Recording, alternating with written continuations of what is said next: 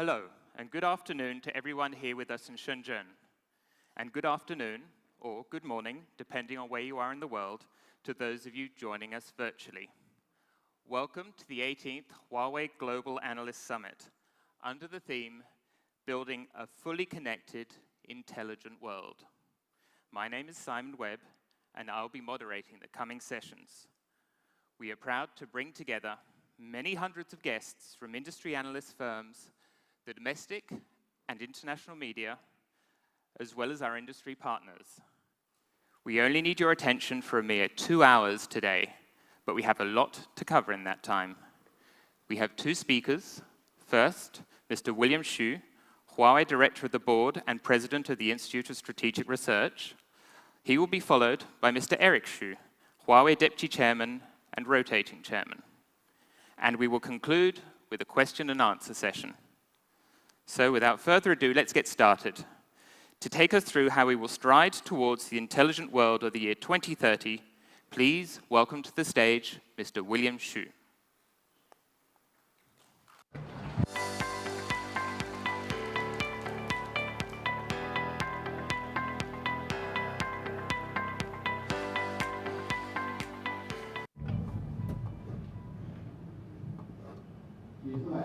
Ladies and gentlemen, good afternoon, including our friends joining online. Hello, everyone. Last year, a friend of mine told me that he has been joining our HAS Summit for 15 years in a row.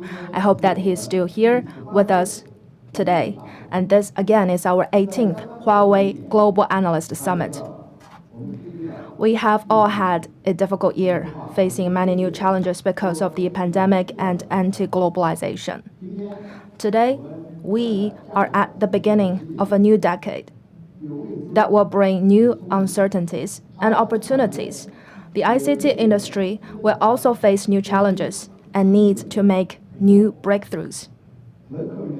Population and energy underpin the well-being of our society.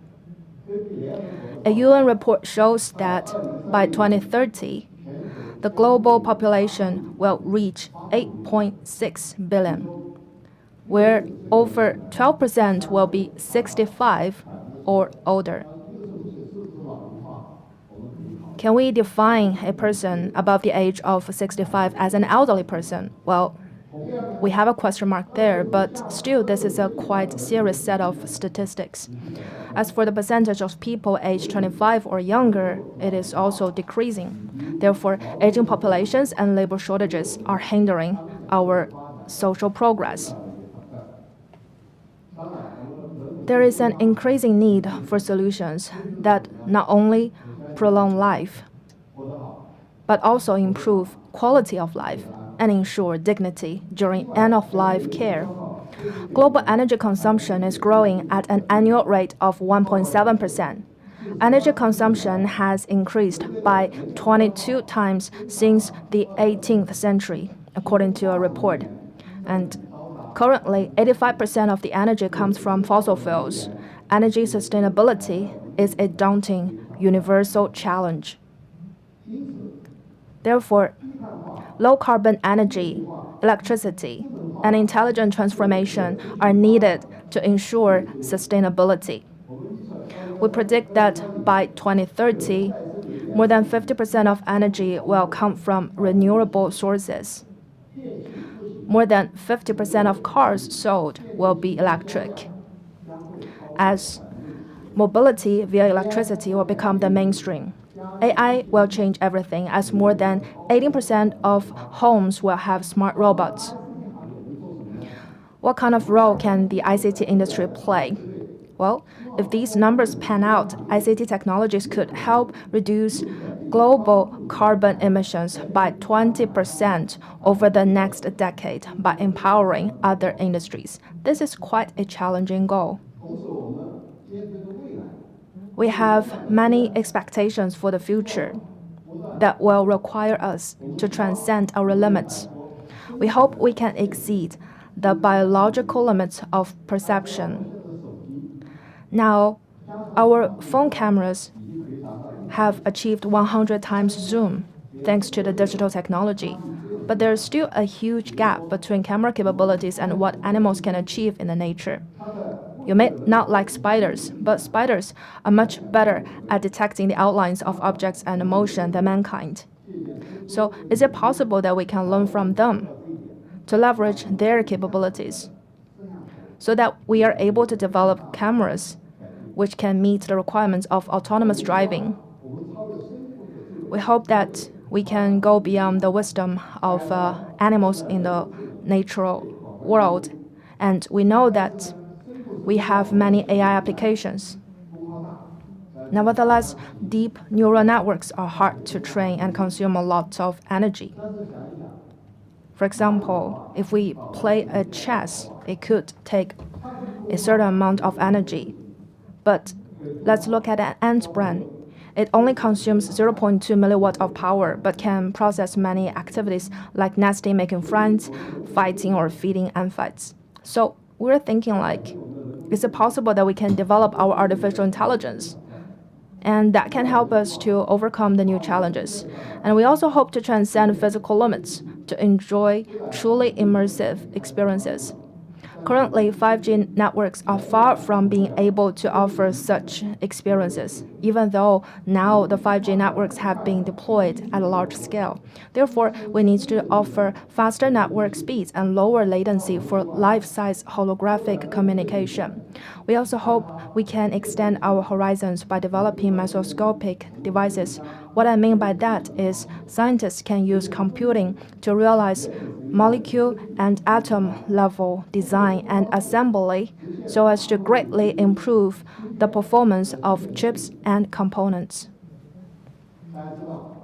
As we all know, our world is constructed on three pillars: matter, energy, and information. And from them, we can figure out what future challenges we will face. Matter is the origin of existence. Energy drives motion, while information determines connections. We predict that by 2030, there will be hundreds of billions of connections worldwide. Broadband speeds of 10 Gbps will be available to every user. We will see a 100-fold increase in computing power and storage capacity. More than 50% of energy will come from renewable sources. Technologies around information and energy generation, transmission, processing, and consumption will need continuous evolution. Based on these predictions and assumptions, I would like to talk about the challenges we will need to address and the directions of deployment or further development in the next decade. The first challenge will be about defining 5.5G to support hundreds of billions of diverse connections. 5G is for enabling everything so that they can be connected. But in addition to connecting people, we also need to connect massive numbers of things, and the demands for those connections will be very diverse. The three use cases defined by 5G are not able to support all kinds of diverse IoT scenarios. For example, industrial IoT applications require both massive connections and large uplink bandwidth. So they need to develop a new scenario that falls between eMBB and MMTC, and we call it uplink-centric broadband communication, known as UCBC. There's also another type of applications that need ultra-broadband low latency and high reliability. And that means there will be a scenario that falls between eMBB and URLLC, and we coin it as the real-time broadband communication, RTBC. Vehicle-road collaboration in connected vehicles requires both communication and sensing capabilities. So we need other new scenarios known as harmonized communication and sensing, HCS. Therefore, 5G scenarios must be upgraded from the previous triangle to the hexagon of 5.5G so as to support all things connected and all things intelligent. This is the second challenge. We know that the challenge posed by the connection via 5G is about the number of connectivities that we can achieve. But in terms of fiber, capacity is very important. Today, a single fiber can support 1 million 4K video streams at the same time. We hope that 10 years from now, that is in 2030, it will need to be able to support 1 million people interacting in mixed reality, known as MR. This means that for the capacity of a single fiber to exceed 100 terabps, and it will need to expand by tenfold. First of all, we'll have to work on optical transceiver lasers and use high modulation components to double or triple baud rates. In addition, new modulation coding and algorithms will be required to multiply the capacity. And second, we must develop new broad frequency and low noise optical amplifiers that support manual control for reliable ultra-long haul transmissions. And third, we'll need to study dynamic controls for optical networks and transform the WDM networks into a synchronous system to improve anti-interference and efficiently use optical resources through computing. And of course, when we use those methodologies, in the future it will only be an increase of 10 times. And in the longer term, we also need to research new fiber and optical systems like space division multiplexing. If you are in this field, then you will know that it's about applying the radio technologies into the fiber domain so as to increase the capacity of a single fiber by 100-fold. What about the third challenge? It's about network protocols. Today, our networks can support tens of billions of consumer connections. By 2030, they will need to support trillions of industry connections. And this will bring three major obstacles to network protocols. The first will be in achieving deterministic networks. As we know, for IP, the latency is undeterministic. Therefore, we need guaranteed deterministic latency. We must use new network calculus theories and protocols to transform the best effort network latency we have today into a deterministic latency that can be calculated in advance. So that is one part of the challenge. And second is about security. When all things are connected, security systems will face serious challenges.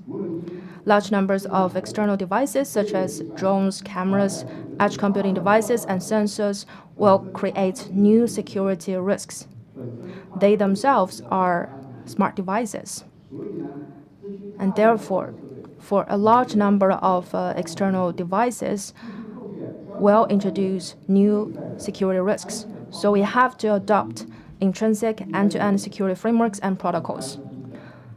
Third is flexibility in the IP protocol. As the variety of industry requirements increases, some will require longer IP addresses, while others will require shorter. To resolve this issue, we will need to expand IP addresses with fixed lengths and develop new internet protocols that feature semantic and syntax flexibility. So the third challenge is about faced with the industry internet, we have to upgrade and optimize our network protocols. And now let's look at challenge number 4. Computing capacity will need to determine the strength of the intelligent world, as we need advanced computing power to support the intelligent world. In 2030, the demand for computing power will see a 100-fold jump. The current single-core CPU performance increases about 50% every year, but right now that rate has dropped to 10% only. And we are also finding that general-purpose computing is very inefficient in some domains. Achieving sufficiently advanced computing power will be a huge challenge. First, digital computing will shift its base from general-purpose to special-purpose processing units. Heterogeneous computing architecture such as CPU, GPU, XPU will coexist in the base. Second, in the digital world that we'll live in,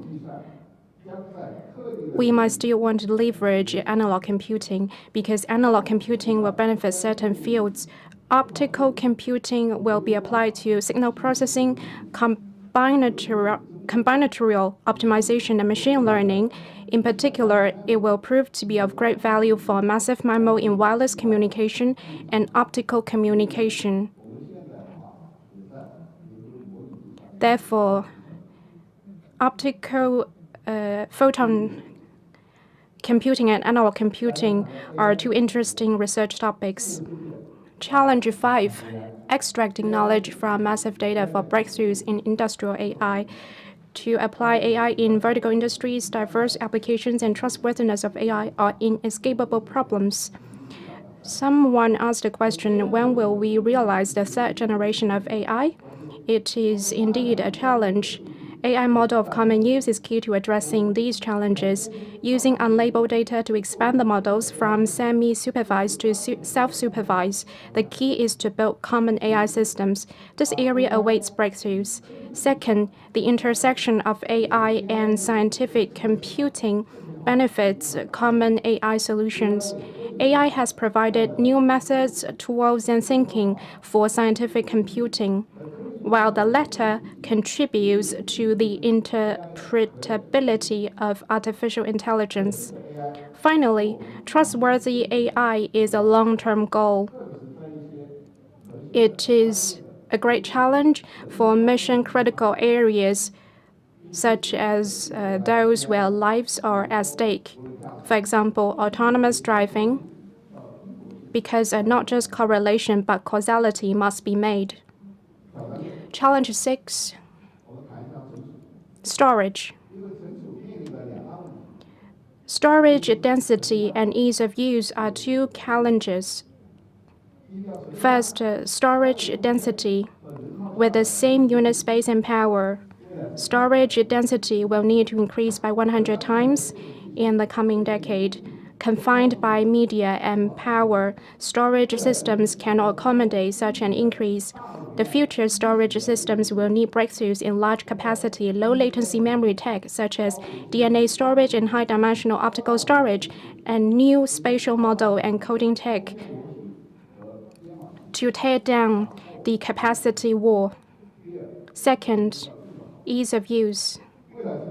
In the storage systems, data access speeds will increase from terabyte per second to petabyte per second, and access latency will decrease from milliseconds to microseconds, and its performance will need to increase by 100 times. Under the von Neumann architecture, data needs to move between the CPUs, memories, and media. However, the progress of PCIe and DDR bandwidth lags far behind that of the outside networks. The future storage systems need to be free from the von Neumann limitations. Instead of CPU-centric, they will be memory and data-centric. Instead of moving data around, they will be moving computing in order to tear down the performance wall. This is the 6th challenge. Now, challenge 7. Combining computing and sensing for a hyper-reality multi-modal experience. The intelligent world should offer ultimate user experience. I think by 2030, hyper-reality will come true. So what is hyper-reality? It is created by seamlessly integrating the virtual and physical worlds. It first needs to accurately perceive and reconstruct the physical world, and then accurately understands the user intent in the combined worlds. To do this, the surrounding environment will have to integrate information such as speech, touch, light, and brain-computer data, and collected by multimodal sensors. The surrounding environment should act as a supercomputer that collects the information by relying on the above-mentioned sources of data. It analyzes user intent and presents information to users through naked eye 3D displays, holographic projection, AR contact lenses, digital smell, and digital touch. Challenge 8. Enabling continuous self-monitoring for more proactive health management. How to manage the chronic diseases is a prominent issue for an aging society. Statistics show that 85% of deaths are caused by chronic diseases. That makes real-time monitoring essential. It requires breakthroughs in medical-grade wearables, such as those for non-invasive blood glucose and continuous blood pressure detection, as well as continuous ECG. Take blood pressure as an example. Optical sensors can provide more accurate pulses than PPGs and better data for blood pressure modeling and algorithms. Cloud services and artificial intelligence can be leveraged to build an integrated health data platform for individuals to implement proactive health management. Brain-computer interface, muscle-computer interface, and exoskeleton robotics and such can contribute to proactive health management and dignified, happy lives of the elderly. For one to be happy, one has to control and manage your own health through the BCIs, MCIs, as well as exoskeleton robotics, instead of handing over all your routines and tasks to the robots. Let me turn to one final challenge: energy. Targets of emission peak and carbon neutrality have prompted faster transformation toward renewable energy. Challenges of power generation, storage, and consumption have also been introduced. Regarding power generation, centralized power solutions are evolving towards distributed ones, which means the power system will be closer to the users. In the past, users were pure consumers, while they will be prosumers. In this way, there will be more energy nodes of bilateral transmission. Such a power grid shares the same characteristics with the communication networks. Regarding storage, the traditional grids barely stored energy. As renewable sources will play a primary role in the future mix, storage will be essential. That will add to the complexity of power grids. Affordable and smart energy management systems will be essential in terms of power consumption. That will be key to building zero-carbon communities, campuses, and cities. A smart connected power grid is indispensable. It involves the following technologies for generation, storage, and consumption. Let me talk about the several key technologies. First of all, management technology. ICT technologies such as big data, AI, and cloud services integrated with a power grid to help manage watts with bit. Second, the control technology.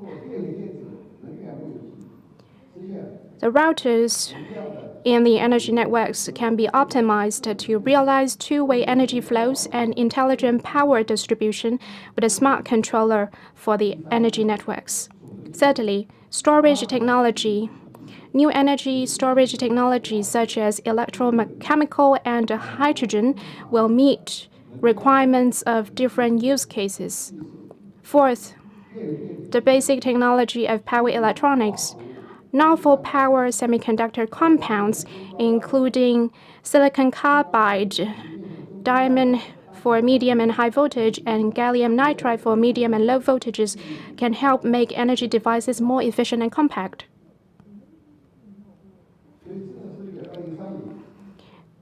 These are the 9 technical challenges and research areas for the entire ICT industry.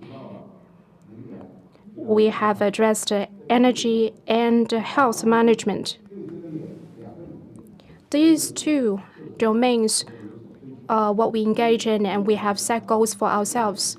We believe that the energy will be one of the most considerable challenges for us, and it also represents great opportunities.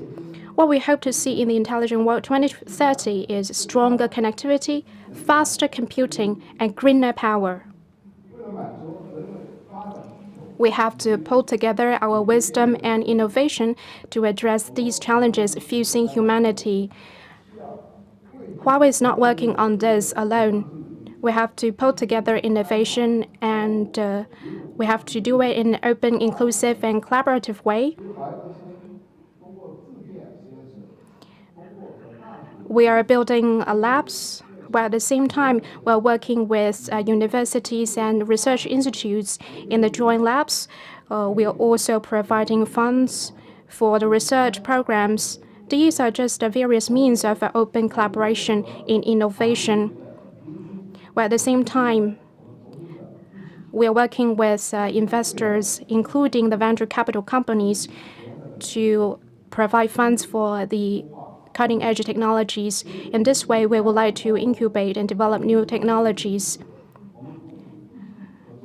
We embrace open, inclusive, and collaborative innovation mechanisms to overcome these challenges. With imagination, we can see the future, but with technology, we can get there. Industries' real-world problems, economic research, and venture capital, if well integrated, can facilitate collaboration and innovation that lead us into Intelligent World 2030. Thank you.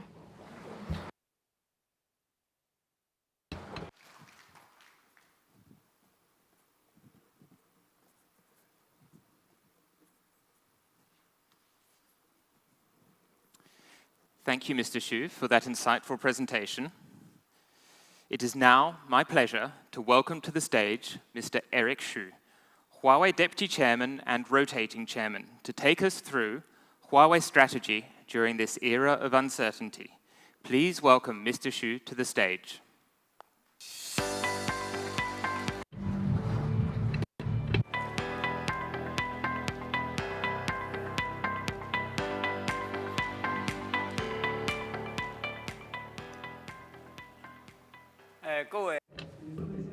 Ladies and gentlemen, good afternoon and good morning. Welcome to Huawei's Global Analyst Summit 2021. For 2 years in the past, I didn't really come here at this meeting, and I believe that there will be new friends and new participants to this HAS. I would like to take this opportunity to talk about some of the things we have in the plan, and some of them are still in the process of discussion. I feel very happy that we can explore these issues together. You must know that on March 31st, Huawei released our 2020 annual report. Our sales revenue reached 891.4 billion RMB, up 3.8% year-on-year. Our net profits were recorded 64.6 billion RMB, up 3.2% year-on-year. In general, our 2020 financial results were consistent with our expectations. Given the sanctions and the pandemic, our 2020 performance was satisfactory. But given our larger scale stockpiling strategy, our operating cash flow was 35.2 billion RMB, which was in line with our forecast. To break it down by business, well, there are 3 business groups. First of all, the carrier business. It grew steadily with a sales revenue of 302.6 billion RMB, up 0.2% year-on-year. Seizing opportunities in digital transformation, our enterprise business maintained sound growth and achieved a sales revenue of 100.3 billion RMB, a year-on-year increase of 23%. In terms of consumer business, our mobile phones saw a revenue decline due to the sanctions. But we further implemented our seamless AI life strategy involving PCs, tablets, smart wearables, and smart screens. We call it the +8 business. It saw a revenue growth of 65%. Moving into the future, the +8 business will be one of our focus. Therefore, for the consumer business, we have reached 482.9 billion RMB with a year-on-year increase of 3.3%. In 2020, in order to survive and to address supply continuity and to ensure sustainable development in the future, we have further increased our R&D investment. In 2020, our R&D investment amounted to 141.893 billion RMB, accounting for 15.9% of our annual revenue. Facing towards in the future, Huawei will continue to make breakthrough in researches on basic science and cutting-edge technologies, identify industry requirements, and tackle universal challenges based on vision and assumptions. Just now, William Xu has shared with us the continuous technology challenges in 2030. And these are the common challenges faced by the entire industry.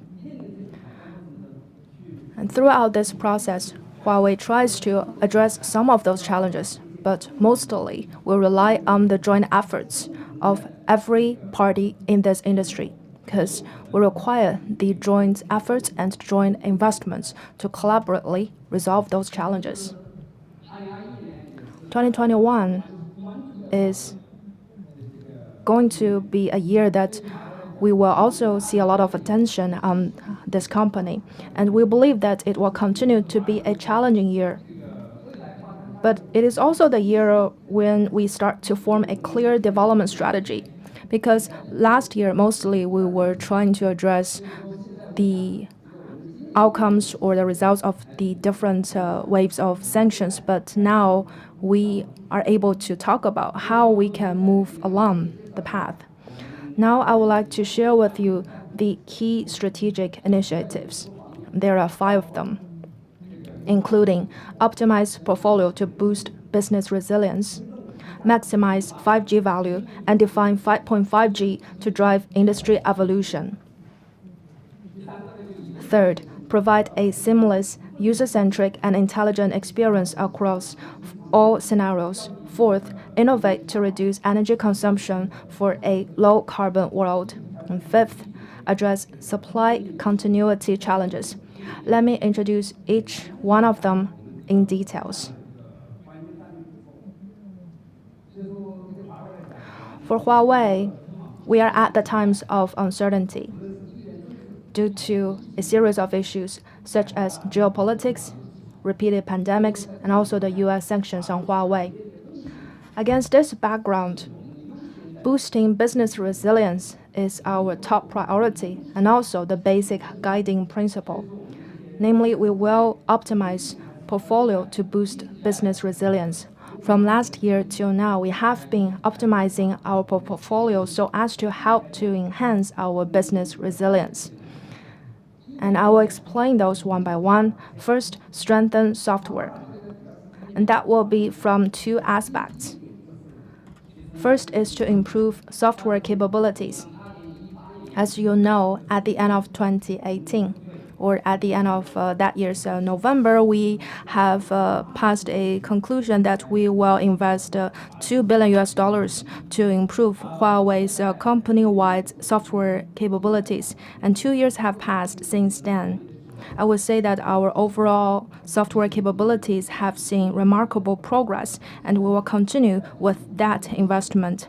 Within a 5-year cycle, Huawei's software engineering capabilities will reach another milestone. And it is thanks to our 2 years of continuous efforts on software capability improvement, we hope that we can further leverage this outcome to reduce our reliance on chips and to make our products more competitive. We're also trying to find out what are the opportunities in the software domain. And once found, we will increase investment and increase the proportion of software and service revenue. You may be very interested in, for example, our cloud computing domains, organizational structural changes, and also personnel changes. We think that at the core of the cloud services is software. We hope we can enhance our software organization so that it will be able to have a further investment, to have more independent development, and therefore to boost our business growth. And next is about investing more in businesses less reliant on advanced process techniques. For example, optical technologies were first applied to communications. Now we realize that such technologies can be applied to other domains, such as optical display, head-up display, laser headlight, as well as fiber sensing. So we're thinking that we are able to expand new opportunities and explore new industries on top of those technologies, instead of dwelling on the existing domains, so as to continuously meet the consumers' and enterprises' needs. Third, this is a point which I believe it will attract a lot of attention, and that is about investing more in components for intelligent vehicles, especially autonomous driving software. Whether it is unmanned driving, self-driving, connected vehicles, no matter what kind of terms you put to that concept, at the core is the autonomous driving software, whether it is able to support the future automobiles that they can drive on their own, so that we can be one step closer towards self-driving. We hope that we can leverage this to promote the entire automobile industry's self-driving development. And we also believe that we need to promote the entire automobile industry so that it can be further converged with the ICT industry. That will be long-term and continuous strategic opportunities. And Huawei has been committed to achieving self-driving by investing heavily in self-driving software.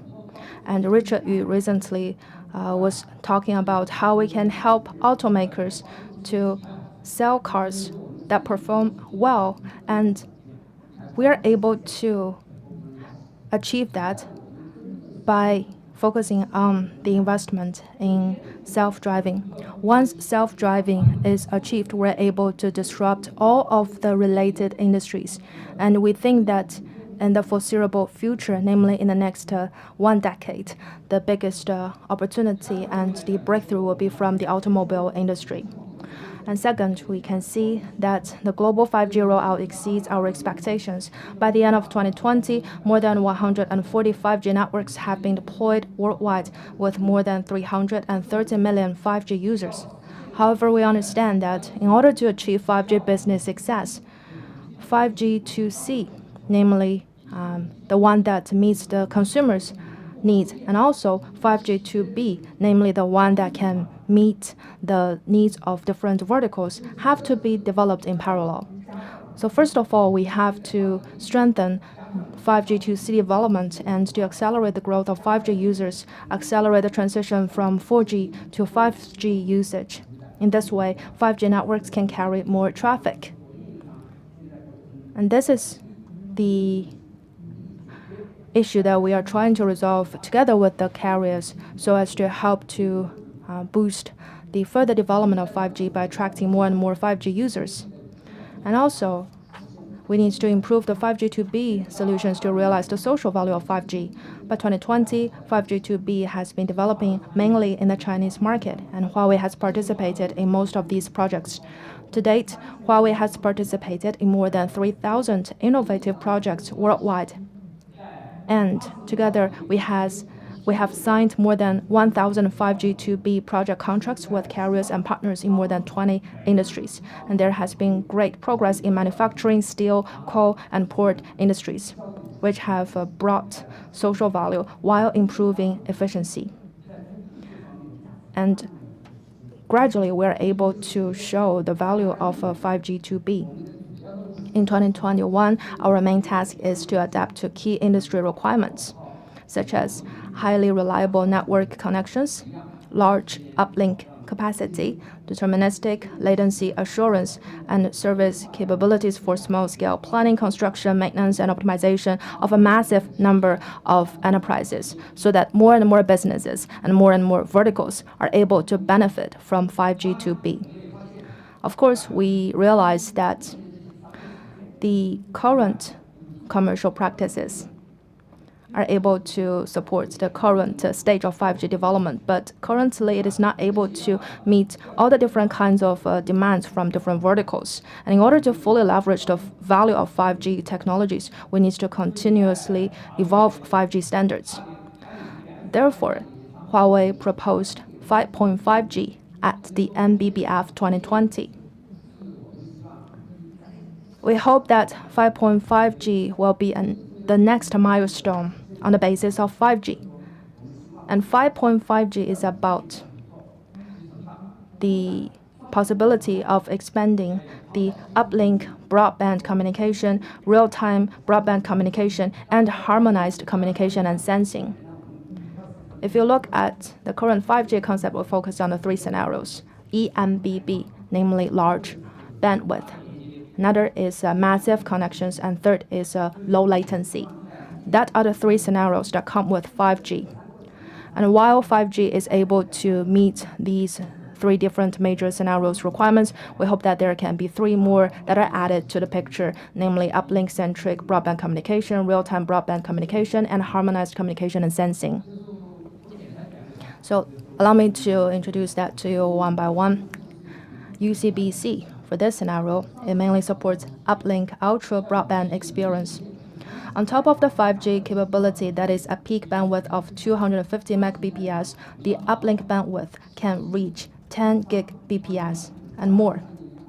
As William said, we want to achieve 100 Gbps in 2030, but that is about the further exploration and benefit brought by the millimeter wave. And here we are talking about the uplink bandwidth of 10 Gbps and more, with an increase of more than 40 times, meeting the upload requirements of machine vision and massive broadband IoT in enterprise production and manufacturing scenarios. Because we realize that there are more and more demands for the uplink transmissions compared with the downlink transmissions. Because traditionally we thought that downlink was more important, but when we try to cater to different verticals requirements, we see that uplink is also very critical. The second is the RTBC scenario, which supports large bandwidth and low interaction latency. The target capability is to increase the bandwidth by 10 times under a given latency to create immersive experience so that people can interact with AR, VR, all the different kinds of applications. And third, actually, we're able to allow perception with the help of 5G. So we're thinking how we can converge communication and sensing while also providing centimeter level high precision and low power indoor location services. We'll try to park your car in the indoor parking lot. You will see that the signal becomes weak. But with the help of 5.5G, it can offer location services so that with the help of such sensing capabilities, we are able to better promote the development of self-driving. And in the future, Huawei looks forward to working with the industry to define 5.5G to maximize its value to drive industry evolution. And that is to say, 5G is just at its starting point as of right now. And we can continue to define 5.5G, and in that way, it will be 6 scenarios instead of the traditional 3 scenarios that come with 5G, so as to better meet the demands of different verticals. And third, as you know, because of the U.S. sanctions, Huawei's mobile phone businesses have been greatly affected. However, our commitment to consumers stays the same. We'll focus on user-centric applications such as smart home, smart office, easy travel, fitness and health, and entertainment to continuously create a seamless, user-centric, and intelligent experience across all scenarios. Based on Harmony OS and HMS, Huawei works with developers and ecosystem partners to continuously enrich the hardware and service ecosystems. In particular, I would like to address Huawei's Harmony OS. This is our operating system, which is a distributed one for all scenarios. And currently, the operating system has been supporting Huawei smart screens, smart wearables, and head units. Next, Harmony OS will be running on mobile phones. Currently, 20 hardware vendors and 280 application vendors have participated in the ecosystem construction. It is expected that more than 40 mainstream brands and 100 million devices will become the new entry point for the Harmony OS experience in 2021. Huawei will continue to build a global ecosystem. HMS has become the third largest mobile application ecosystem in the world. By the end of 2020, the number of registered developers worldwide exceeded 2.3 million, 300,000 developers outside China, and the number of HMS core-based applications exceeded 120,000. The number of Huawei App Gallery applications outside China increased by more than 10 times compared to 2019, serving more than 700 million Huawei end users in over 170 countries and regions. In other words, all Huawei device users have had access to Huawei HMS-enabled applications. The targets of emissions peak and carbon neutrality have become the buzzwords and a global consensus. Huawei actively supports and participates in the fight against climate change. We believe this is a fight for the future of humanity. We believe our biggest contribution can be to help vertical industries reduce energy consumption and create a low-carbon society without tech and innovation. Inside Huawei, it's easier for us to achieve carbon neutrality because we can just balance out the consumption and the emission. But we should do more than that. We strive to contribute more with our continuous innovation. We aim to help different vertical industries to reduce their energy consumption. In addition to that, if you look at all the equipment and devices that we are selling to the customers, we want to reduce energy consumption of all those different kinds of equipment and devices as well. That should be our contribution to the climate change initiative. You know, the energy efficiency of traditional wireless base stations is 60%, but by replacing such equipment rooms with outdoor cabinets, the energy efficiency can be improved to 90%. But if we take one step further to replace it with the pole-side solutions, the energy efficiency can be improved to 97%. We keep exploring different alternatives of innovation as for how to reduce energy consumption in DCs. With indirect evaporative cooling and intelligent optimization, data centers have optimized PUE from 1.4 to 1.2%. What does it mean? It means that for a data center with 1,500 cabinets, it's able to save 13 million kilowatt hours of electricity per year. This is a staggering number of saving. And this has been verified by our internal experts. Huawei has proposed to provide X-in-1 e-powertrain for electric vehicles, increasing the energy efficiency of e-powertrain from 86% to 89%. That's a gain of 3 percentage points.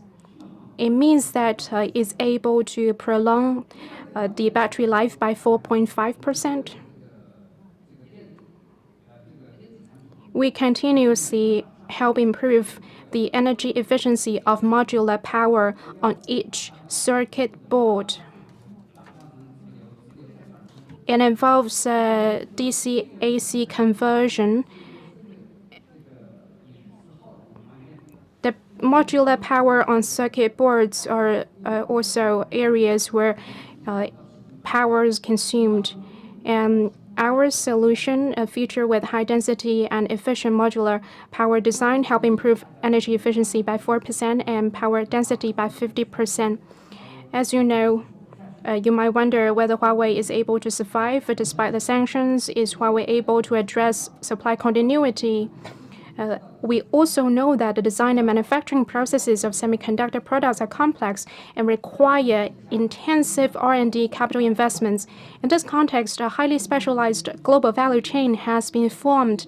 Different regions play different roles in the industry based on their own strengths, which has promoted continuous innovation and cost reduction, benefiting global enterprises and consumers.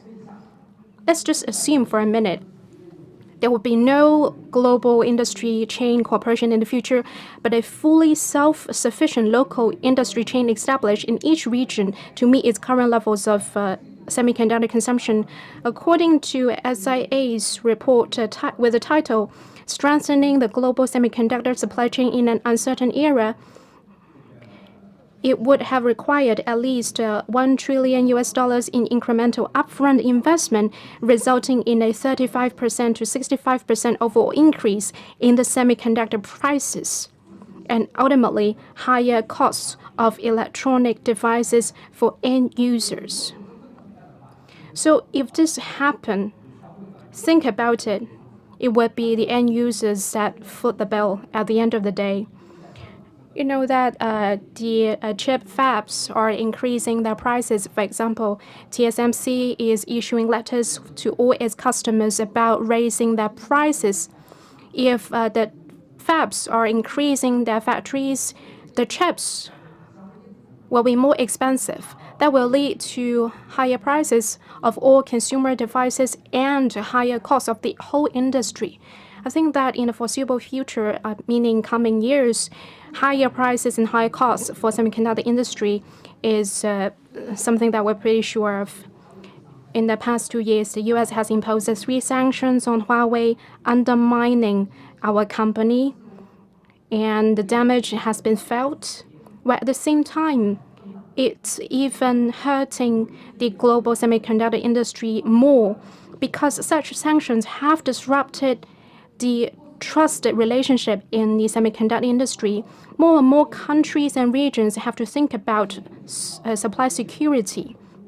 We are seeing Europe, Japan, China, and countries like these are increasing semiconductor investments. Europe has clearly emphasized the investments in semiconductor self-reliance. 17 countries, including Germany, France, and Spain, issued a joint statement on Europe's processor units and semiconductor technology plans and decided to enhance investments in boosting Europe's semiconductor self-reliance. Because of the U.S. sanctions against Huawei, we have also seen panic stockpiling among global companies, especially the Chinese ones. Some of them never stockpile anything, but because of the sanctions, they are now having 3 months or 6 months of stockpiles into the future.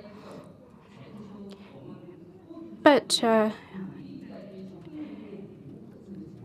in the past, for quite a long time, the supply chain was running on the assumption that it should be flexible with zero stockpiles. And that's why the panic stockpiling in recent days have added to the supply shortage of global semiconductor industry. You know, in the past, practice was that they were barely stockpiling, but now they are stockpiling for 1 month, 3 months, or even 6 months.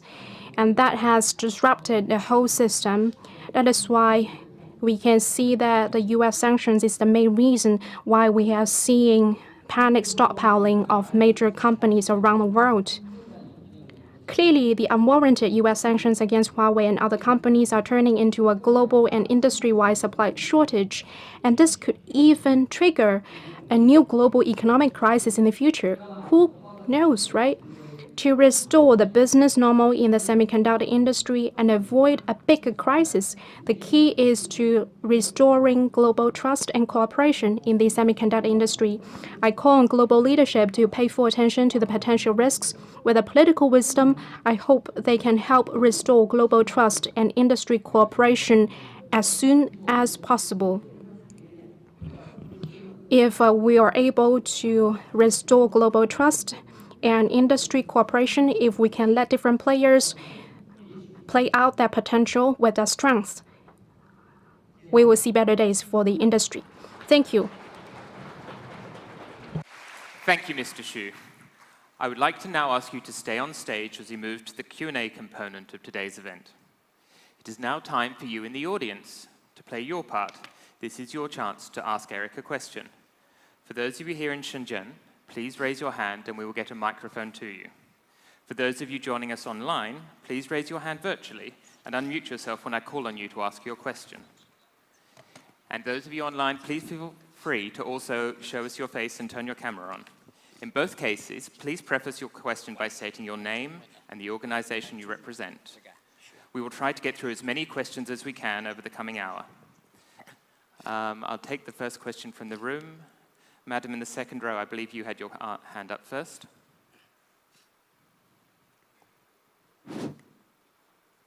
Please go ahead. 你好，我是南华早报的记者 Celia。我想问一下 Eric， 就是目前看到很多企业布局智能汽车领域，在这种情况下，华为不造车这个策略会坚持不改变吗？就是汽车行业它本身的这个回本周期相对长，华为的这个策略是不是为了说缩短这个变现的压力和芯片短缺的这个压力下做的这个决定？能不能分享更多智慧汽车领域的发展计划及背后的原因？谢谢。这个问题其实，from South China Morning Post. Right now, we've noticed that many companies have announced their plans to make intelligent vehicles. Whether Huawei's strategy of not making Huawei-branded cars will remain unchanged. And if that's the case, whether it's a decision made in the context, well, the automobile industry is a long cycle, and Huawei made the decision in order to alleviate the pressure on cash flow and the chipset supply shortage. What are the specific information that you can share regarding Huawei's future plans for the intelligent vehicle business? 这个问题是一个老问题了，就是在美国制裁华为之前，我就多次被问到这个问题。This question has been raised very, very frequently.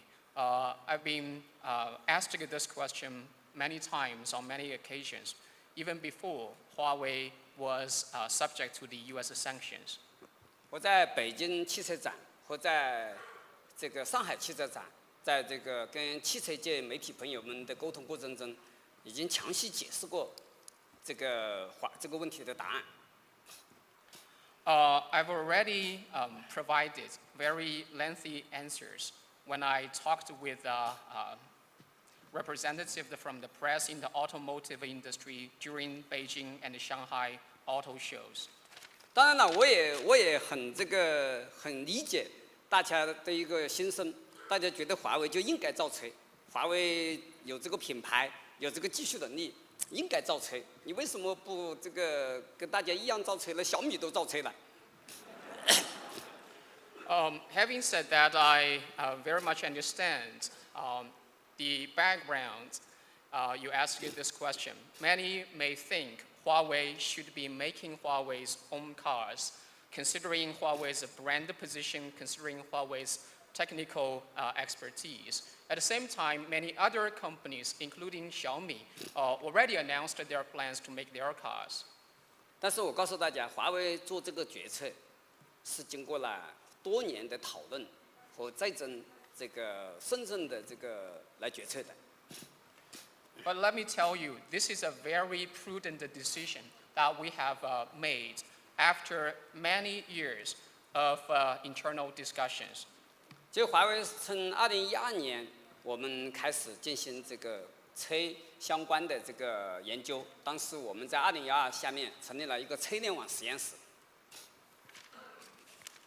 Huawei's research effort into the automobile industry started since the year of 2012.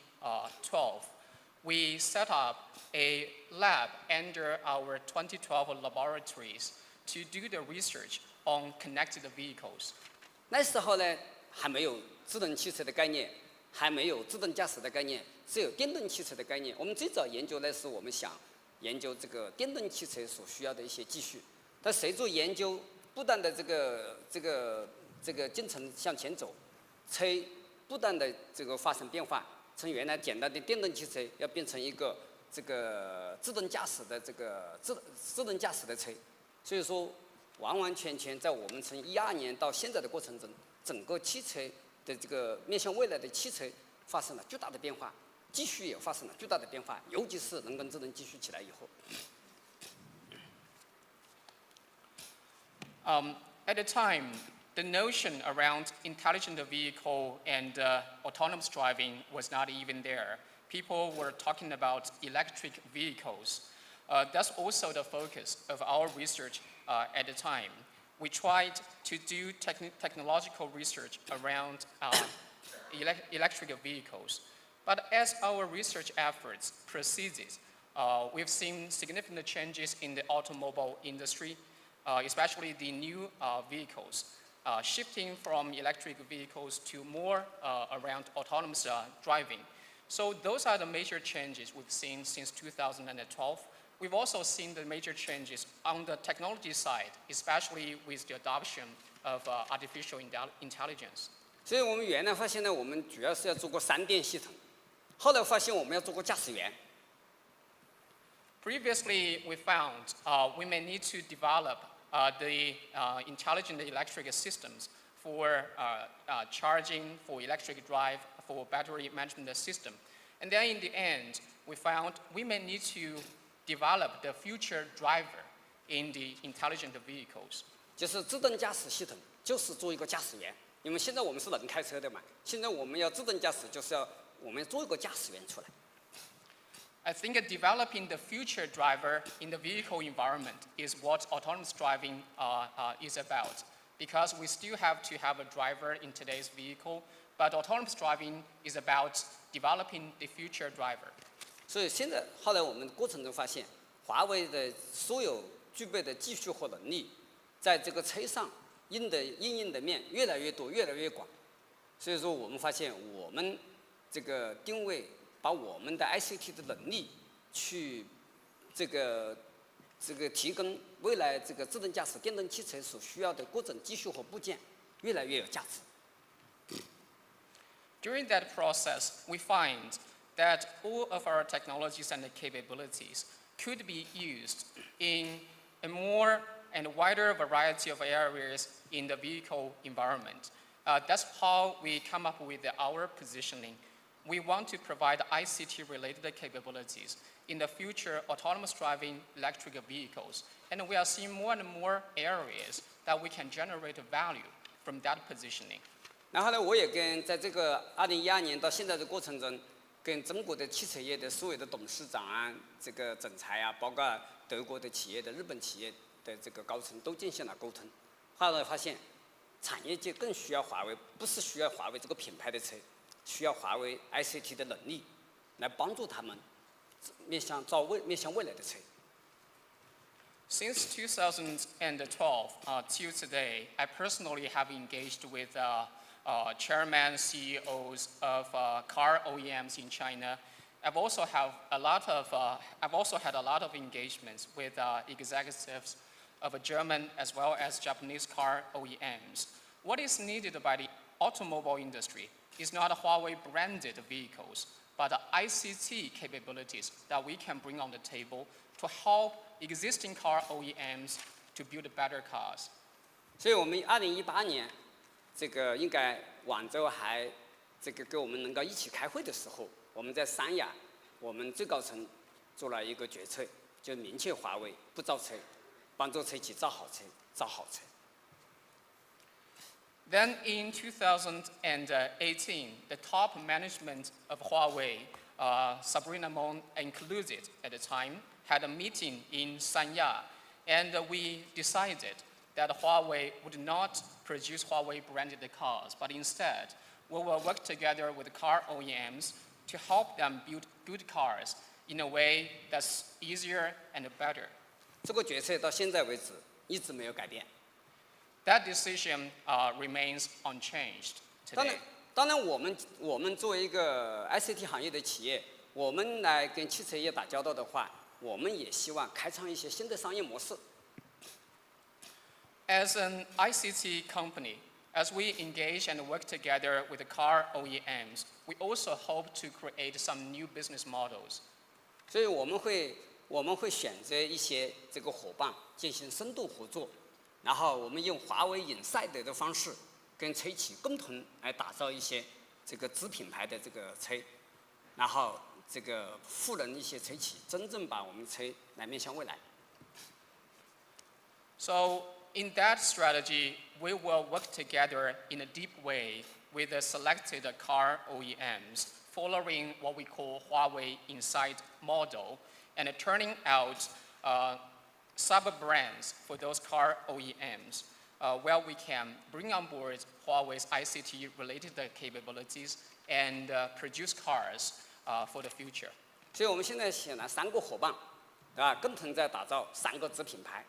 然后有一个大家可能知道了，就是我们跟北汽新能源合作，共同把 ArcFocus 打造成为一个品牌，然后未来有一系列的车来推向市场。应该是从今年年底4季度开始，一系列的车推出来。We have selected the 3 partners under that model. There will be 3 sub-brands to be launched in the market.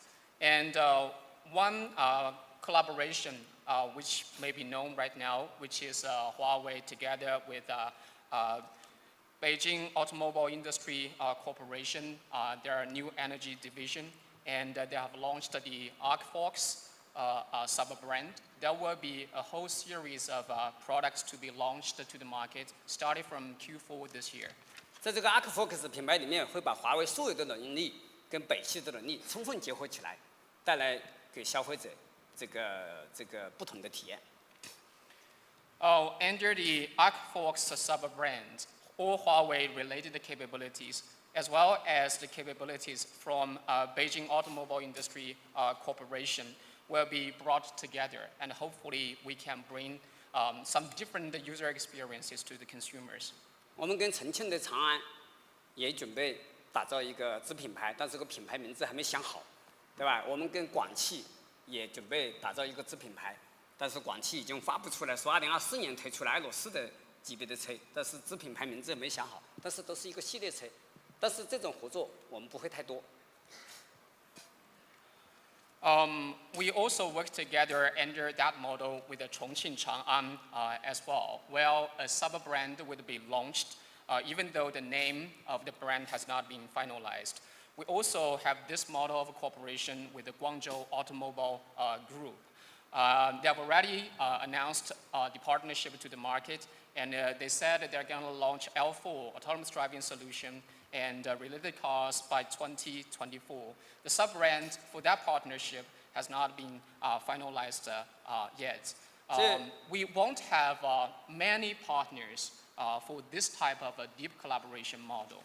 我们专门设计了一个华为 Inside 的品牌，未来以后看到这个品牌，看到这个logo， 未来看到了这个标记的话，就证明是华为跟这个伙伴一起设计的车。所以说这个我们逐步这些车，我们合作的车会走向市场。We've also designed a specific logo for that kind of a partnership. Is Huawei Inside. So any vehicles we're going to see with that logo on it are co-designed between Huawei and our partners. And I believe there will be more such vehicles to be launched to the market.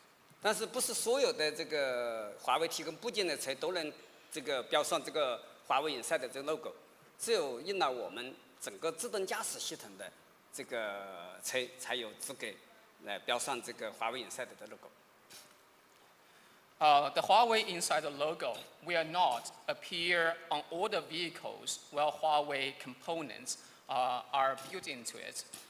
Only when Huawei's autonomous driving solution is built into the vehicle, and then the Huawei Inside logo will appear. 所以说，尽管回答过多次了，今天再详细回答了一次，对吧？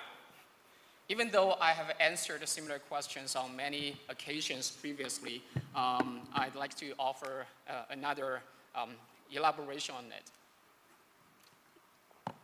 Thank you. Okay, let's take the next question. There's a woman over there with her hand up. Can I ask you to stand up so the camera can get you as you ask your question, please? Please pass her a microphone so she can ask her question. Fantastic, thank you. 第一财经记者李娜，那我的问题是，去年小秦总您说这个最大的这个目标是活下来还能发财报，那我们看到今年这个财报还是实现了比较稳定的一个增长。那刚刚您也提到，就是今年整个外围的环境还是比较的复杂。那么今年我们新的挑战或者是目标，尤其是在芯片，还有我们最近看到的这个与业务的调整上面，我们有没有一些这个方向给大家分享？谢谢。From China Business News. Last year, you said the biggest objective for Huawei was to survive so that the company would continue to release its annual report for 2020. We've certainly seen the presentation of Huawei annual reports, and the business results were quite stable. You also mentioned it today that external environment this year is going to be complex. So my question is, what are the challenges for Huawei this year, and what are your objectives for 2021, especially around areas like chipsets and cloud services? 今年的目标还是活下来。 Our target for this year is to continue to survive. 但今年呢，我们希望有点时间来思考一下，来这个行动一下，看能不能活得好一点点。 And we hope this year we could have some more time so that we can think about it and we can take some actions so that the company can survive better. 所以大家清楚，我们19年、2020年，其实我们都在花时间应对这个美国的3次制裁，所以说还没有太多时间思考未来这个是不是真正能活下来，然后能不能活得好一点。那现在呢，通过这么长时间呢，我们这个盘点呢，这个做业务调整呢，发现活下来呢还是很有希望的。但是呢，我们还是要争取把它活得好一点点。 As you certainly are aware, that throughout the year of 2019 and 2020, we spent a lot of the time trying to address to the 3 sanctions by the US. There was a little time for us to pause and think whether the company would be able to survive and how the company could survive better. So it has been a long time since then. Through our efforts, for example, looking at the position of our different businesses in the portfolio, through the adjustments in the portfolio, we're quite confident that we can survive. Now we need some more time to figure out how the company can survive and live better. 所以我希望明年的这个年报发布会，这个也能正常举行，分析师大会也能正常举行。当然，每年都能举行是最好的啊。 能见到大家，你们也就能见到我。I hope our annual reports can be presented next year, and we can continue to convene the Huawei Global Analyst Summit. And certainly, I hope every year we can do that, so that we can meet with each other. Thank you. All right, I'd like to take a question now from the analyst side of the room. There's a gentleman there who I think had his hand up first. He's on the far right, about 4 rows back. And again, if you could please stand up so the cameras can pick you up. 小徐总好，我是来自 IDC 的周振刚。我有2个问题想请教一下。第一个是关于华为云，因为我们注意到，前不久华为云做了很频繁的组织架构调整，最后变成了从华为云 BG 变成了以小徐总为董事长的这么一个Cloud BU。 那么，就是最终 Cloud BU 在华为组织架构里面的这个位置到底是什么样？相应的，华为的云的战略的，这个未来有什么样的一些变化或者调整？然后第2个问题是关于这个鲲鹏产业的这个相应的鲲鹏产业的问题。前不久这个 ARM 刚刚发布了这个 V9 的架构的指令集。 然后，并且讲是这个 V9是不受美国的这个出口管理许可的管制的。那么，华为在这个 ARM V9方面的授权现在到底是什么样的？是不是这个完整的授权、永久授权？想请小徐总来讲一下。另外，相应的就是鲲鹏产业方面，我们芯片的设计、生产、代工未来的这个问题，我们会怎么来解决？也想请小徐总解释一下。谢谢。其实，先看一下。 From IDC, there are 2 questions. First one relates to Huawei Cloud. We've seen frequent organizational restructuring of the cloud business at Huawei. It was previously a business group, and then it was changed to Cloud Business Unit, where Eric yourself is the chairman. So where is the position of the cloud business in Huawei's portfolio? Whether and what will be the strategic changes that we're going to see for this part of the business moving forward. Second question relates to Huawei's Kunpeng ecosystem. Just recently, ARM announced its V9 architecture, and they said the architecture was not subject to EAR of the US administration. So what is the progress in terms of licensing with Huawei? Whether Huawei has got complete perpetual license for V9 architecture, and what are the plans and initiatives Huawei will take to address chipset design and manufacturing challenges so that the Kunpeng ecosystem would continue to develop? 其实华为云呢，由于它的商业模式不一样，它更多是一个线上的业务，是一个订阅的这个商业模式，所以在华为一直是端到端相对闭环运作的一个独立的 BU。For Huawei Cloud, it involves a different business model. It's more of an online subscription-based business. Therefore, within Huawei's portfolio, the cloud business has its closed-loop cycle, operating more on a standalone basis as a business unit. 我们成立云与计算 BG 的时候呢，希望是把服务器存储跟这个华为云能够协同运作。但协同运作的时候呢，又发现有些问题。The time when we decided to set up the cloud and the AI business group, the idea was to drive a synergy between Huawei cloud business and servers and the storage. And then when it came to real operations, we also found problems occurred. 它反而这个消耗了我们这个云的这个团队的这个精力，所以我们现在又把服务器存储又把它还回去，让云集中精力来做云 BU 集中精力来发展云。And with that, it actually consumed unnecessarily the time and efforts of the cloud teams. And then we decided to really put the server and the storage business into the physical products so that the cloud business unit can get refocused on the cloud business. 当然，我们刚才我讲了，我们强化这个华为云 BU 的这个定位。事实上是我们公司强化在软件投资的一个举措，因为我们认为华为云更多的投资在软件，对吧？希望这个跟它更加独立一点，然后更加结合自己这个产业的规律去放开手这个发展，然后来使得我们长远来讲，来提高我们软件服务在华为整个收入的占比。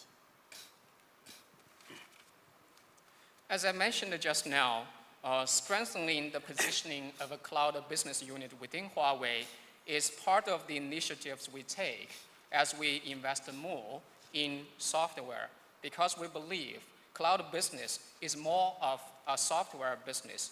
So with this change, we want to give more freedom and flexibility to the cloud business so that the business can do what is right for the industry, so that we can see more revenue coming from the software and the services business moving forward in our total revenue mix. 关于鲲鹏呢，其实它本身是一个 ARM 的生态，我们取了一个名字而已，在中国取了一个名字而已。As for Kunpeng, it is an ARM ecosystem in itself. We just give it a specific name in China market.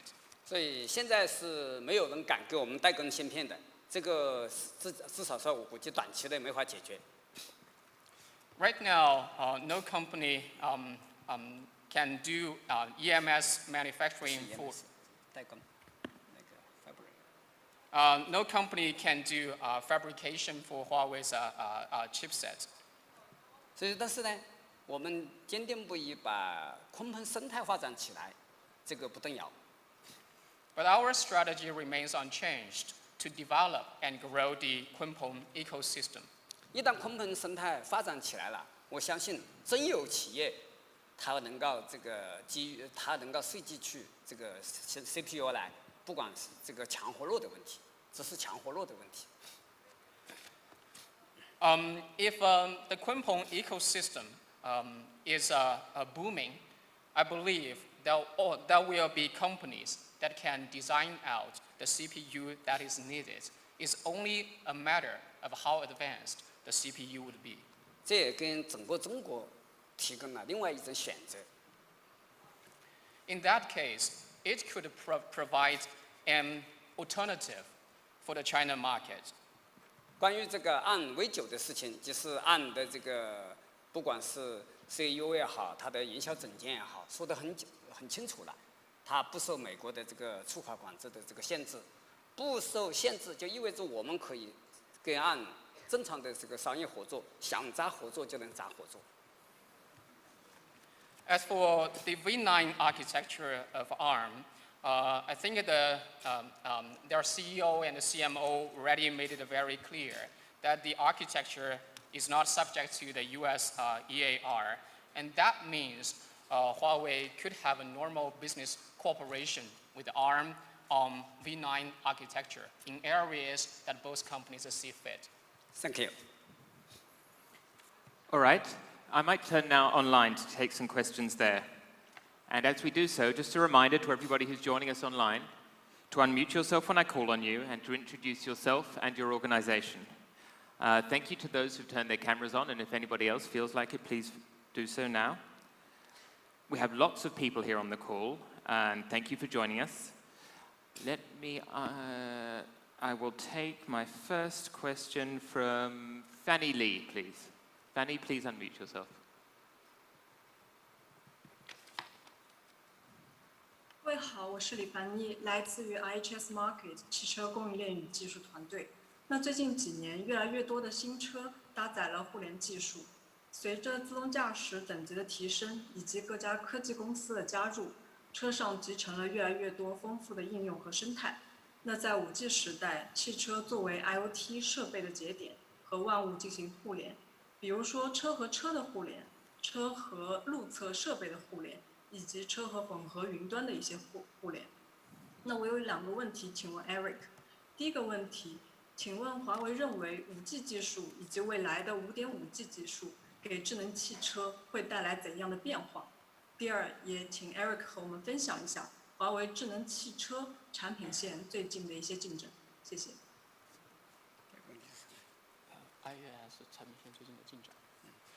From HIS markets, in recent years, we've seen many new intelligent vehicles with autonomous driving capabilities launched to the market. We've also seen many high-tech companies jumping into this game. And with the 5G, the vehicle has become part of the nodes when we look at IoT, interconnection. And the application and the ecosystem is booming. If we look at the car-to-car connectivity, car-to-road infrastructure connectivity, as well as the connection between vehicles and cloud. I have 2 questions for Eric. First, what are the changes 5G and the future 5.5G would bring to intelligent vehicles? Second, what are the recent developments of Huawei's intelligent automotive solution business unit? 其实这个5G 对这个自动驾驶这个汽车到底有多少价值，是有不同的观点。There are different ideas regarding what is the value of 5G in relation to autonomous driving vehicles. 做交通的人呢，更多希望车路协同，来实现这个车的自动驾驶，然后充分发挥这个路跟车的连接。People with a transportation background would love to see autonomous driving enabled with the increasing synergy between the vehicle and road infrastructure. 在这种情况下呢，5G 也好，5.5G 也好，它的价值要大一些。If that's the case, the value from a 5G or the future 5.5G would be greater. 但是有一个问题，没有5G 或5.5G，这个车就能不能实现自动驾驶？要不要实现自动驾驶？ But there's a question here. What if there is no 5G or 5.5G? Whether autonomous driving would be needed and whether autonomous driving would be made possible. 所以另外一派观点，我是这一派观点的这个这个论证者，车要实现自动驾驶，必须实现自主的自动驾驶，也不能依赖于别人。That's the second type of idea comes in, and I personally agree with this idea. The car, the vehicle itself has to be autonomous, locally. That means autonomous driving for the vehicle cannot depend on something coming from the outside. 所以说，就像我们一个正常的人一样，你的所有的行为是你自主管理，你不要依赖啥，不像一个盲人要依赖一根这个拐杖一样。It's like a normal human being. Everything is decided by himself or herself for all the activities that the person is conducting. It's different from the situation. Well, you may need to have a stick to support you if you have seeing problems. 如果一个车必须依赖于5G 或5.5G 才能实现自动驾驶，这个那就惨了。这个网络基站它断了以后怎么办？ If a vehicle can only realize autonomous driving by relying on 5G or 5.5G, problems may occur. What if the network collapse? 这对移动应用商的这个要求就太高了，它这个网络全网覆盖，哪里都要覆盖，然后还不能任何情况下还不能出问题，它必须有这个强的韧性，这不现实。 Because that would raise a very high bar for mobile service providers. That means they have to have a very good coverage throughout the entire network, and under any circumstance, the network connectivity should not go wrong. There needs to be very strong network resilience. I think that's simply an unrealistic expectation. 所以从这种角度来讲，5G 也好，5.5G 也好。 就不是必须了，它当然有了以后会好一点，但更多是一个辅助的能力。For this kind of a situation, 5G or 5.5G is not a necessity. It's something nice to have to better support autonomous driving. 我一直认为，对吧？5G 被政治化了，把它的能力夸大了。 I always believe that 5G has been politicized. The capability of a 5G has been exaggerated. 我跟我们这个老党，这个有一次，这个参加一次这个会，也去听听所有的人讲5G，讲得热火朝天。我说我们2个人搞了10年5G，咋就听不懂这个5G？他们讲的5G到底是哪个 G 呀？ At one time, I went to attend a conference together with Dang Wenshuan. We were sitting there listening to other speakers talking about 5G. And I said to Dang that you and I have been working on 5G for 10 years. How come we could not understand what the speakers were talking about? Which generation of the mobile communication technology they actually refer to? 后来我就跟老党商量说，我们只能说，大家谈的是5G 时代，不是我们做的这个5G。And then after consulting with Dam, we agreed that we would say everyone else was talking about the 5G era, not the 5G technology that we had been working on. 所以我们移动通信继续从1G 到2G 到3G 到4G， 它是每隔10年眼见一代，提升一代。5G 也就4G 技术上再眼见一代，提升一代，跟3G 跟2G 眼见一代没有太多区别。Mobile communication is an industry where every generation of new technology spans roughly 10 years. So to me, 5G is an evolution and enhancement based on 4G. There is not so much different versus the evolution and enhancement from 2G to 3G. 所以说这个当然了，你说5G 比4G 一点好处都没有，那也不现实。毕竟我们产业界花了10年的时间，这个投资巨大以后把它打造出来的，当然比4G 会好一点。但是说5G，又说现在这个媒体说大家讲的有那么那么强的这个能力，是一切的基础，那也是太夸大其词了。Of course, there are tangible benefits for 5G in comparison to 4G. In light of the 10 years efforts and the enormous investment that the whole industry have put into it. Therefore, there are certainly benefits compared to 4G. But some people say 5G is super strong, it's the foundation of everything. That to me is simply an exaggeration. 智能汽车这个 BU 呢，是我们重点投资的一个产业。The Intelligent Automotive Solutions Business Unit is a business of heavy investment for Huawei. 它是在华为公司来讲，它是具备最完整功能的一个 BU， 它具有自己的销售、交付所有的能力。我们公司除了消费者 BG 有它这么完整的功能以外，就剩下的就是汽车 IAS BU 了。The business unit has the most complete functions within Huawei. It has a sales, it has a delivery, and all the other needed capabilities and functions. Maybe it's as complete as the consumer business group within Huawei's portfolio. 所以我们今年在这个智能汽车这个部件的这个投资超过10亿美金，研发投资而且是。This year, our R&D investment into the IAS business would be more than $1 billion. 所以说，中国呢现在每年3000万台车，未来会增长更大。我们认为，我不要做中国以外的市场，我每年从每台车上平均能够获取1万人民币的收入，对我们就足够了。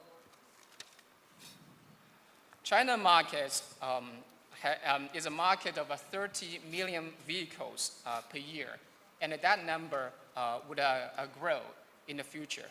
Even if we do not work on markets outside China, even if we only make 10,000 RMB per vehicle, that would be a big enough business for Huawei. 当然，华为做任何一个产业，我们希望都是一个全球产业，而不仅仅是聚焦在中国市场。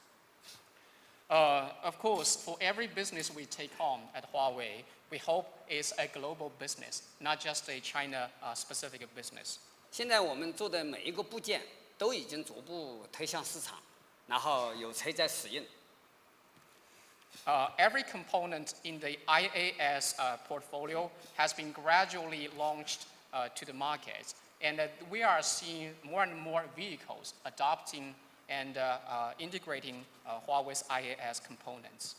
华为Inside的这个车，在这一次4月份应该就这几天的上海展上，会在上海市上提供，在上海市这个密集城区提供给大家进行自动驾驶的体验。At the upcoming Shanghai Auto Show in Shanghai, there will be experiences provided to consumers for autonomous driving in dense urban areas. 我们的团队告诉我，他们是做的最好的。当然我期望他们是最好的，吹不吹牛我不知道，对吧？ My team told me that they are the best. I don't know whether they were boasting, but of course I hope they are the best. 他们说他们能够做到在这种市区能够做到1000公里，然后无干预的自动驾驶。I was told they can do unintervened autonomous driving that lasts 1,000 kilometers in urban areas. 这比特斯拉就好多了。 If that's the case, that's much better than Tesla. 所以说，这个你们在识货的时候就可以去体验，或者说开完这个会就到上海去体验。 So I would suggest at the right timing, you can give it a try yourself, or after this Huawei Analyst Summit, you can fly to Shanghai and try the autonomous driving vehicle. Thank you. All right, I'd like to take another question online if we can. And again, thank you for turning on your cameras. Mark Sweeney, please. You unmute yourself and ask your question. Thank you very much for giving me the opportunity to ask a question today. It's kind of two questions. The first one is, obviously the US sanctions meant that Huawei has had to seek alternative supplies and has had to make its own way long before we've seen the pressure on the global supply of chips. I wonder, this problem is not going to go away for a long period of time. Demand is still surging. Is Huawei prepared? Will you be effectively immune to what we're seeing in the chip market because you have had to prepare in advance due to the sanctions? And my second question is, with a Biden and Democrat administration, I wonder, might the relations between the US and how we see sanctions on Huawei change? 两个问题。第一个的话，在美国的制裁之下，华为其实是面临着包括芯片供给等一系列的供应的压力。那现在的话，这个制裁短期之内是不会消失的。那华为是不是说未来还是依赖在制裁之前准备的这样的一个储备，能够不受未来制裁的这个影响？那第二个，拜登政府上台之后，华为如何判断美国的制裁以及未来美国和华为之间的这样的一个关系？我想，全世界所有的这个客户、合作伙伴和关心华为的人，都在这个跟华为捏把汗，你到底还有多少库存？ I believe all of Huawei's customers, partners, and all the people that care about Huawei's development are worried about the question, how much inventory Huawei still has. 但我们这个客户在这个年报发布会上已经明确表示了，我们满足 To B 客户的需求没问题，但是也不是让人而为啊。Ken Hu already made it very clear when he presented the 2020 Huawei annual reports that our current inventory level is sufficient to satisfy the needs of our business B2B customers. But that does not mean the inventory would last for a long, long time. 我想应该是两个方向，一个方向呢，就是我们利用我们这些库存能够支持我们能够活更长的时间，所以说我们更加的聚焦一些区域市场，聚焦一些客户，然后使得我们能够活得更长一点。In that context, there are two directions for Huawei. One is to leverage the existing inventory so that we can live longer. That means we will take a more focused approach as we work with different regions or with different customers so that we can survive longer. 第二个方向来讲呢，华为是一个全球这个半导体的这个芯片和器件的采购大户。我们原来在全球排名第3，第1名是苹果，第2名是三星，第3名就是华为。我们是一个巨大的这个需求。Second, Huawei is a big buyer when it comes to the global semiconductor and devices. We were the third largest buyer of chipset and devices, only after Apple and Samsung. 第二点呢，就是中国是个巨大的这个芯片市场，每年接近4000亿美金。然后中国可能有很多企业都担心会走向像华为一样。In addition, China is a huge market with enormous demand for chipsets. It's a market of $400 billion per year. Many other Chinese companies may also have the same worry that what has happened to Huawei may happen to them as well. 所以这么大的需求的话，总会有企业愿意去投资，来这个在美国的这个法这个规则下来看，能不能找到满足华为需求和满足中国跟华为一样这种需求的企业的这个办法。With such enormous demand, I believe there will certainly be companies moving forward that will be willing to make the necessary investment so that they would satisfy the needs of Huawei and the needs of other similar Chinese companies who are concerned about the supply security in compliance with the U.S. rules. 所以说，我们希望我们全球的这个伙伴，在一定的时候，他能够这个不受美国的这个制约的情况下，然后这个符合美国的这个制裁规则的情况下，能给华为这个生产芯片啊，提供芯片。如果做到了这一点，那我们恰好这个库存这个消耗这个衔接上了，那我们也就没问题了。So I hope our global partners at a certain timing could be able to produce and supply chipset to Huawei that is either not subject to US rules or in compliance with applicable US rules. If that can be done, and if our inventory level can help Huawei to last till that timing, and then that would help to address the problems and the challenges we face. 我相信这一天会到来。I believe that day will come. 当然，这个拜登上午上来以后呢，我们也在关注，但是我们很清楚，我们对华为被这个从实体清单里面摘出来，不抱任何幻想。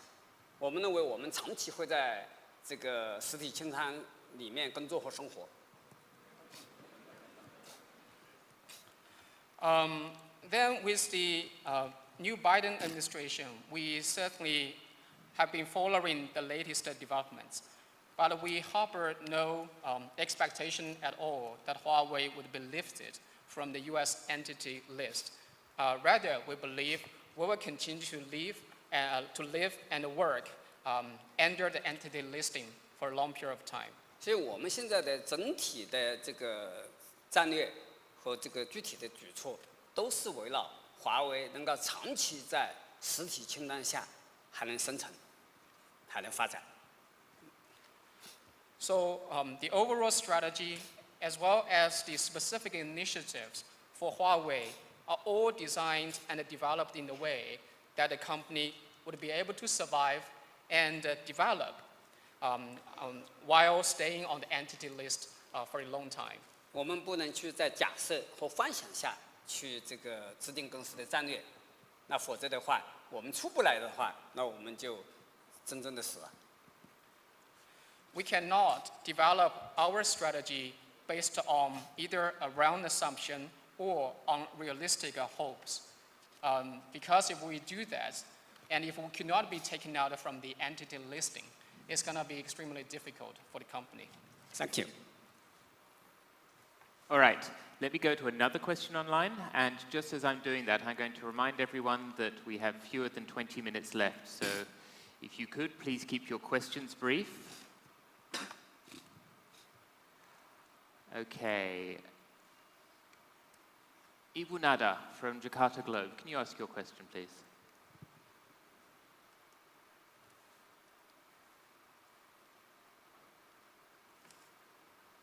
No, the call was for Ibu Nada. If not, if Ibu Nada's not there, Mark. I think that's Mark Einstein from ITR. You need to unmute yourself, Mark. This is Nada from the Jakarta Globe. The pandemic has accelerated the digital transformation. Countries in our Asia-Pacific region are in the race for the leapfrog opportunity and to lead in the digital era. How do you see the future of digital transformation in the Asia-Pacific region? What role will Huawei play in this process? Thank you. 来自于雅加达环球。现在的话，在亚太地区，很多国家都提出了数字化转型的计划。那从华为的角度来看，如何看待亚太区域整个数字化转型的未来发展？在这个过程之中，华为将会发挥怎样的角色？亚太地区除了少数国家以外，在数字化上还是相对落后的。The APAC region, with very few countries excluded, is relatively falling behind when it comes to digital transformation.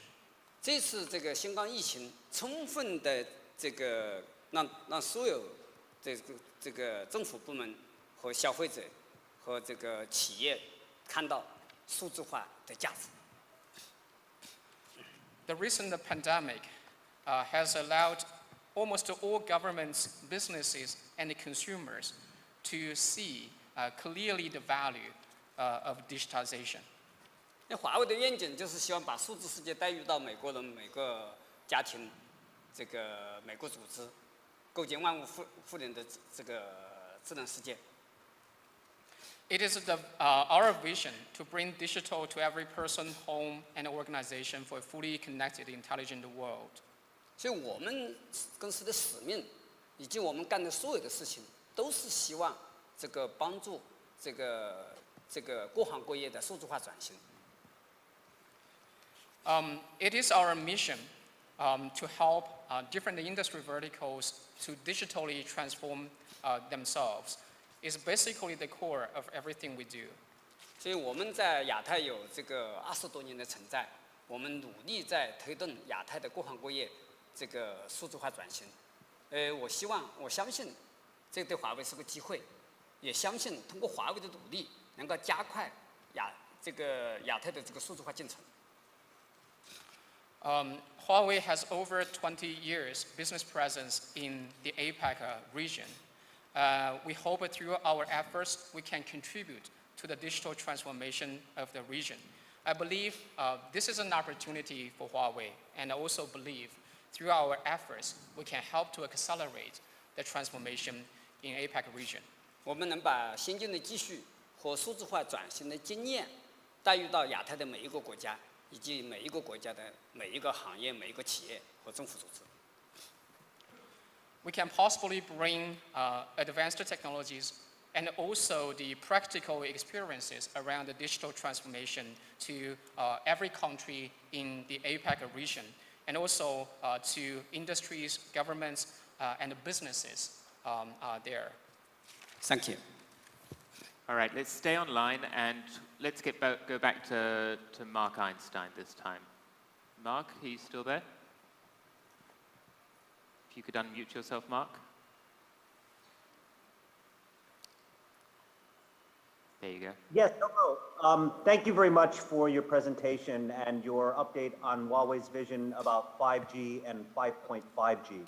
However, my question is, given that we're talking about 2030, and many governments, operators, and vendors have already talked about launching 6G by 2030, I would like an update on Huawei's strategy and vision for 6G technology. Thank you. 来自于 ITR Research， 谢谢您的介绍。那在您的介绍中的话，您也提到了5G 和5.5G。但是我的问题是，其实您刚才提到了在这个2030年的时候的一些愿景，但现在很多的这个运营商、很多的这个厂商已经在面向2030年谈的是6G 了。那我想问一下，华为在6G 上的这个策略是怎样的？6G 我们认为应该在2030年左右会推向市场。We think 6G will be launched to the market by around 2030. 但是现在6G 是什么不知道。But we don't yet know what 6G is. 这是我们产业界希望在2030年左右。能够像这个4G、5G 一样，有一个东西贡献跟这个消费者和这个企业。Only that our industry wants to launch something that could contribute to enterprises as well as consumers by around 2030, just like the industry has done for 4G and 5G. 所以现在呢，我们主要是做2个方面的工作。For Huawei, there are 2 things we currently work on. 第一个工作呢，就是我们跟产业界一起，这个去努力定义6G 是什么。First, we work together with other players in the industry to try to define what a 6G actually is. 我们可能这个不久就要发布这个6G 的这个白皮书。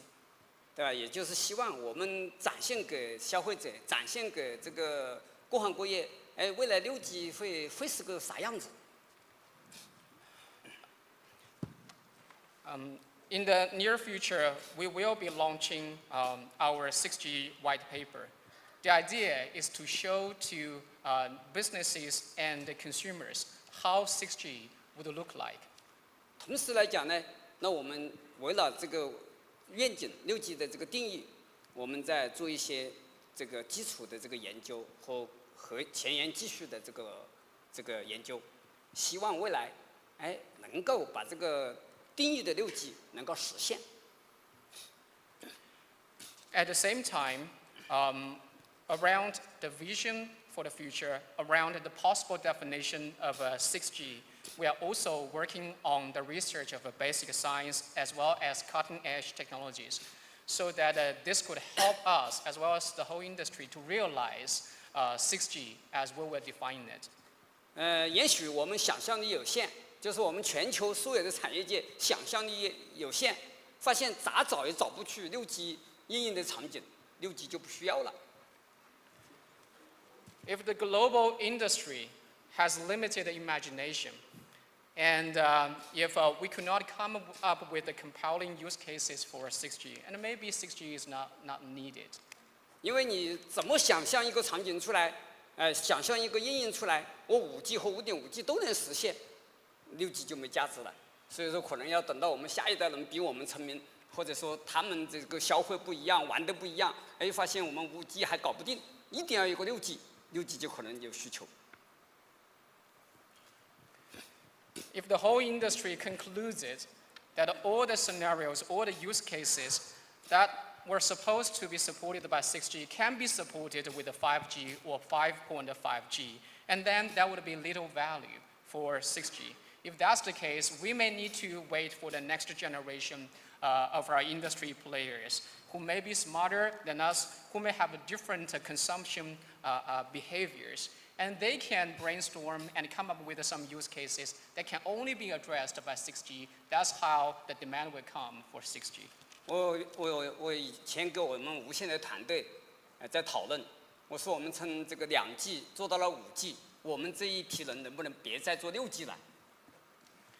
I discussed at one time with our wireless team, and I said, it's the same group of people, us, who have been working within Huawei since 2G to 5G, and whether we can change to a new group of people who are supposed to work on 6G. 但是呢，这一段时间来，我们这个团队这些人发现好像逃脱不了6G，老是有人要来跟我们讨论6G， 而我们也只能去组织大家研究一下6G。 Most recently, we've come to the realization that it's the same group of people have to work on 6G, because there are a lot of people who approach this group of people talking about 6G. So we end up with organizing internal teams and resources to continue to work on 6G. 所以我跟我们无线产品总裁我说，你一定要去找一批年轻人，对吧？跟我们一起来做5G， 然后到6G 时代以后，我们这些人要退休了，不能再做了，我们没有想象空间了，想象不出来了。 I used to tell the president of our wireless product line, asking him to bring on board some young people to join the 5G group so that they can learn the experience, so that they can take on the 6G research and other efforts. And this existing group of people could retire because we really fall short of imaginative capability. 我总结一句，我们憧憬6G， 但不一定有6G。 So let me summarize a little bit. We certainly look forward to what 6G would be, but it may not necessarily be the case. But 6G will certainly come. 但是我们还要为6G 有可能的到来做准备，做投资。 But still, we have to prepare ourselves for the possible advent of 6G with the necessary investment. Thank you. All right, let's take one more question online if we can. Let me see. Who am I supposed to? It's your turn now. Edom Gadegbeku. Can you unmute yourself, please? From Africanfo. We may have lost Edom.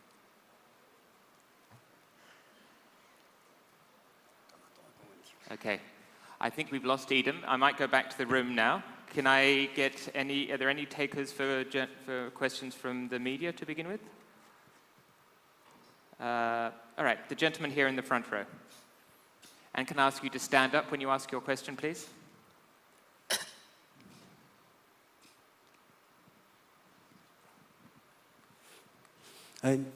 你好，我是日本经济新闻社的庄上。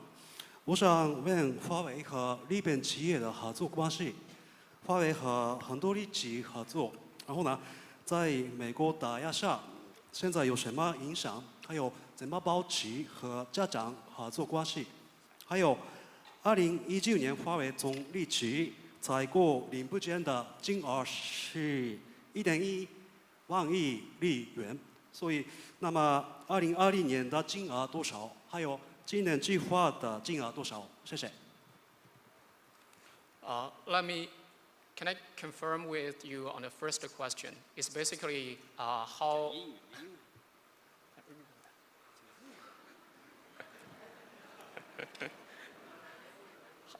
the cooperation between Huawei and the Japanese companies. So, 怎么保持和家长和日本企业的合作关系？ Okay. From Li-Kei.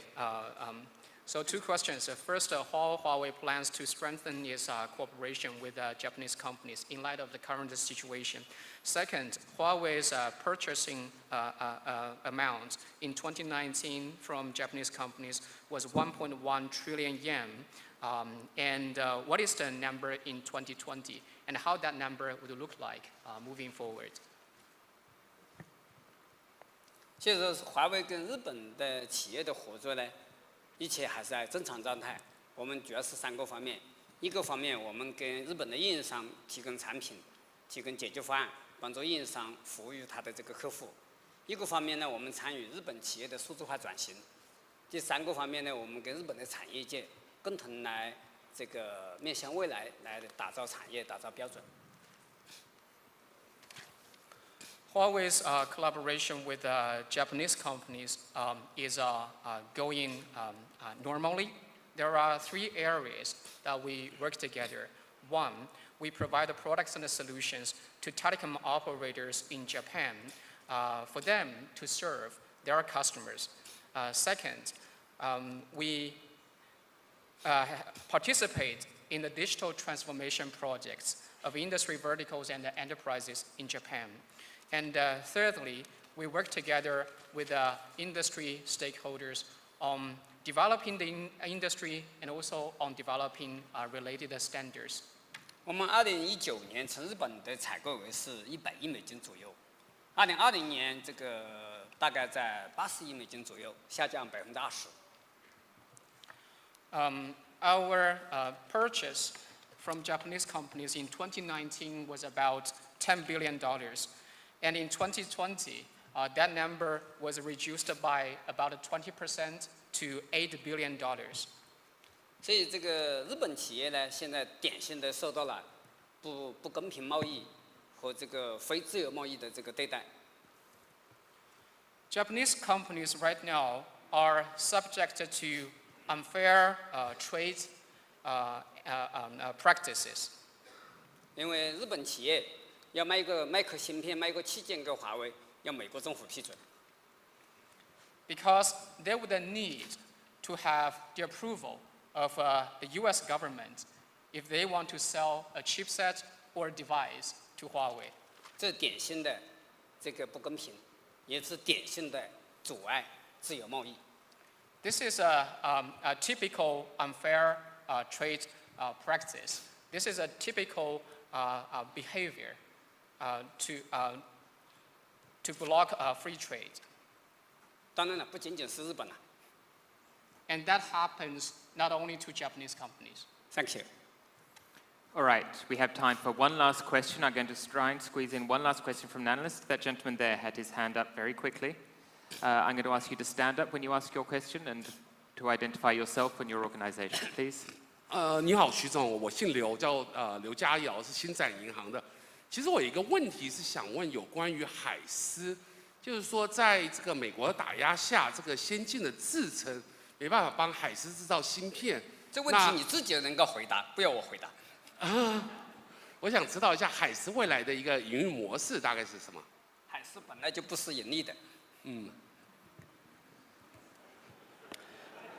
From Development Bank of Singapore, I want to ask a question in relation to HiSilicon. Now that HiSilicon has no access to advanced process techniques, what will be the future profit-making model for HiSilicon? And then Eric says, 我还是认真回答一下。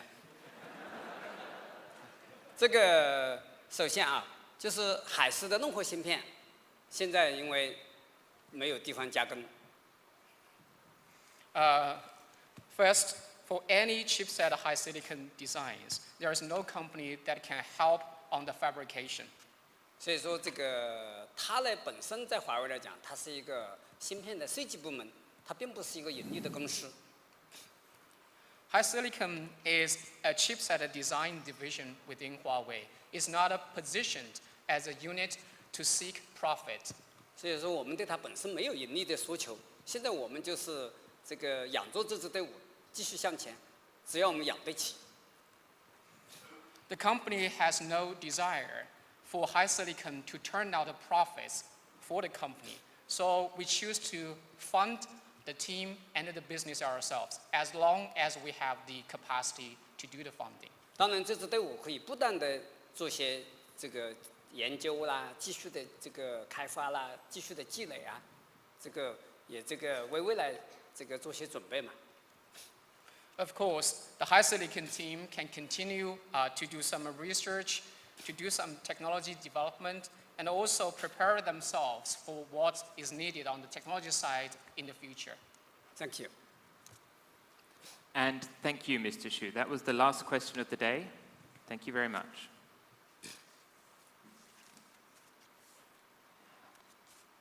And this brings us to the end of our first day. Thank you all for your attention and for your questions. We will be back again for day 2, starting at 9 a.m. China time. We look forward to seeing you again tomorrow.